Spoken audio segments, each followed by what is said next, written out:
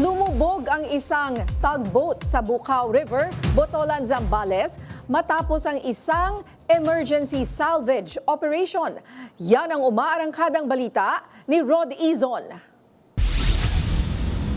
Isang tugboat ang iniulat na lumubog sa Bukaw River sa Barangay Bangan, Botolan, Zambales, Lunes ng umaga, base sa report ng Philippine Coast Guard Zambales.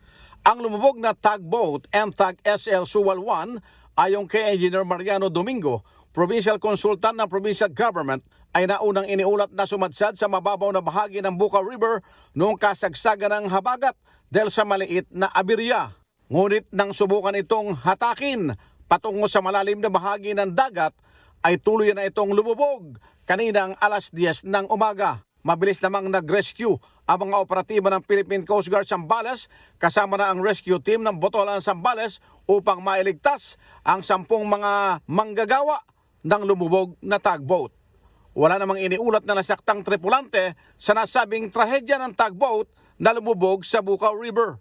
Sa press statement, sinabi ni Zambales Coast Guard Commander Romel Santos na patuloy nilang iniimbestigahan ang nasabing pangyayari.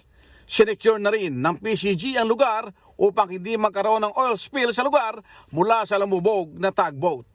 Mula sa FMR Northern Luzon, ako si Rod Izon ng PRTV News, nagseserbisyo para sa Pilipino.